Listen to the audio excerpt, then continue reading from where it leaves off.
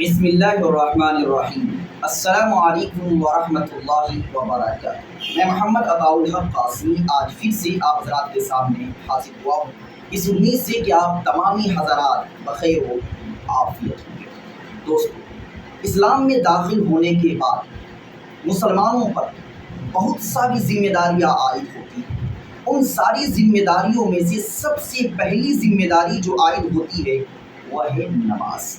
اور دنیا ہی میں نہیں بلکہ مرنے کے بعد آخرت میں بھی سب سے پہلے نماز ہی کے بارے میں سوال کیا جائے گا، نماز ہی کا حساب و کتاب ہوگا۔ چنانچہ کسی شاعر نے کیا یہ خوب کہا ہے کہ روز محشر کے جان گداز بود اولین پرشش نماز بود۔ یہ ایک فارسی شعر ہے جس کا مطلب ہے کہ کل میدان محشر میں جب لوگ نفسی کے عالم میں ہوں گے، پریشانی میں ہوں گے، مصیبت میں ہوں گے، اس وقت بھی سب سے پہلے نماز ہی کے بارے میں سوال کیا جائے گا۔ اور نماز ہی ایک ایسی عبادت ہے کہ جس کے اندر اللہ تبارک و تعالیٰ نے مسلمانوں کی کامیابی رکھ دی ہے۔ چنانچہ قرآن کریم کے اندر اللہ رب العزت ارشاد فرماتے ہیں کہ قد افلح المؤمنون الذین هم فی صلاتهم خاشعون، کہ وہ مومن مسلمان کامیاب ہو گئے جو خشوع اور خضوع کے ساتھ نماز پڑھتے ہیں۔ اور اس سے بھی آگے بڑھ کر اللہ کے رسول صلی اللہ علیہ وسلم نے یہ ارشاد فرما دیا کہ من ترک الصلاۃ متعمدا فقد کفر، کہ جس شخص نے جان بوجھ کر نماز چھوڑی گویا کہ اس نے کفر والا عمل کیا۔ اور بھی بہت ساری احادیث ہیں کہ جن احادیث سے، قرآنی آیات سے نماز کی اہمیت کا اندازہ لگایا جا سکتا ہے۔ میں نماز کی اہمیت، افادیت اور ان کے فضائل پر نہیں بولنا چاہتا، بس آج کی اس ویڈیو کے اندر آپ حضرات کو یہ بتانے والا ہوں کہ 6 وہ حالتیں ہیں کہ جن حالتوں میں نماز معاف ہے۔ یعنی 6 حالتوں کے اندر آپ اگر نماز نہیں پڑھتے ہیں تو آپ سے سوال نہیں کیا جائے گا، آپ گنہگار نہیں ہوں گے۔ تو آخر وہ 6 حالتیں کون کون سی ہیں اس کو ہم ایک ایک کر کے جان لیتے ہیں۔ اگر آپ مسلمان ہیں، مومن ہیں، تو اس ویڈیو کو مکمل دیکھیے، اور دیکھ کر جب کبھی بھی آپ کو نماز چھوڑنے کا من کرے تو فوراً اس ویڈیو کی طرف اپنے ذہن کو دوڑائیے اور سوچئے کہ ان 6 حالتوں میں سے کیا یہ حالت ہے کہ جس حالت میں کھڑا ہوں۔ اگر ان 6 حالتوں میں سے آپ کسی بھی حالت میں کھڑے ہوں گے تو یقیناً آپ کے لیے نماز چھوڑنا جائز ہوگا، اور ایسی صورت میں آپ گنہگار نہیں ہوں گے۔ تو 6 حالتیں کیا ہیں چلیے ہم جان لیتے ہیں۔ دیکھیے، ان 6 حالتوں میں سے 2 حالتوں کا تعلق عورتوں کے ساتھ ہے۔ پہلی حالت یہ کہ عورت حالت حیض میں ہو، یعنی جن عورتوں کو ماہانہ خون آتا ہے اس ماہانہ خون کو حیض کا خون کہا جاتا ہے۔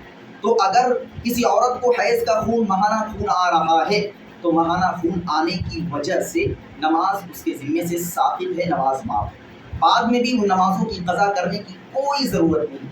تو پہلی صورت کہ حالت حیض میں نماز معاف ہے، اور دوسری صورت حالت نفاس، اس صورت کا تعلق بھی عورتوں کے ساتھ ہے۔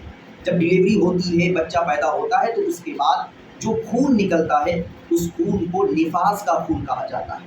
تو جب تک خون نکلتا ہے، یعنی زیادہ سے زیادہ 40 دنوں تک، 40 دن سے پہلے جو بھی خون آئے گا تو خون کے آنے کی وجہ سے ان عورتوں پر نماز نہیں ہے، نماز ساقط ہے۔ یعنی حالت حیض اور حالت نفاس میں نماز کیا ہے؟ معاف ہے۔ 2 صورت ہو گئی، اور تیسری صورت وہ ہے کہ جن صورتوں کا تعلق ہر ایک کے ساتھ ہے، خواہ وہ مرد ہو یا عورت ہو۔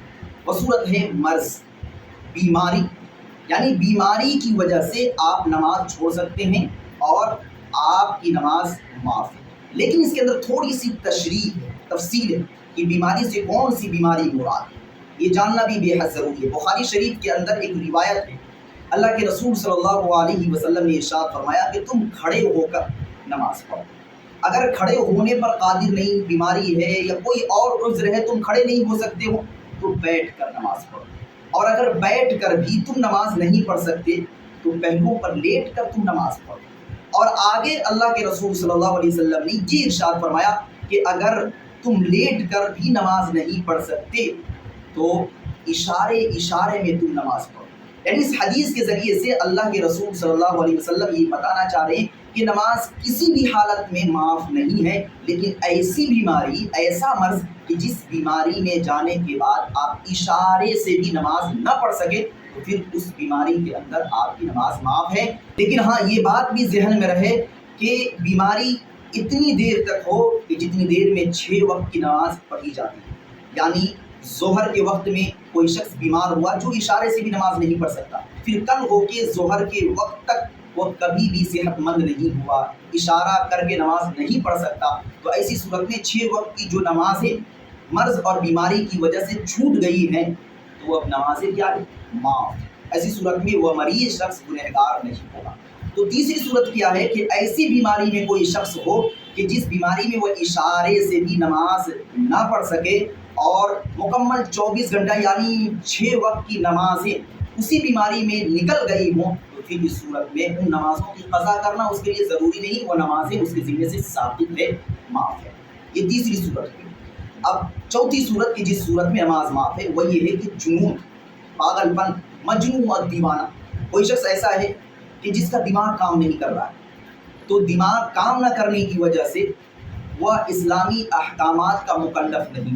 کوئی شخص پاگل ہو گیا، مجنون ہو گیا، دیوانہ ہو گیا، اس کا دماغ کام نہیں کر رہا، تو ایسی صورت میں اس کے ذمہ نماز نہیں ہے، نماز معاف ہے۔ لیکن کوئی شخص 2 گھنٹے کے لیے پاگل ہو جاتا ہے، 4 گھنٹے کے لیے یا 10 گھنٹے کے لیے پاگل ہو جاتا ہے، تو ایسی صورت میں پاگل ہونے کے درمیان جو نمازیں چھوٹی ہیں وہ نمازیں معاف نہیں، بلکہ یہاں پر بھی وہی مسئلہ ہے جو مرض کی حالت میں ہے کہ کوئی شخص 24 گھنٹہ یعنی اتنی دیر تک وہ پاگل رہتا ہے کہ جتنی دیر میں 6 وقت کی نمازیں پڑھ لی جاتی ہے، یعنی 6 وقت کی نمازوں کا وقت پاگل پن میں ہی گزر جاتا ہے، تو ایسی صورت میں وہ نمازیں معاف ہیں۔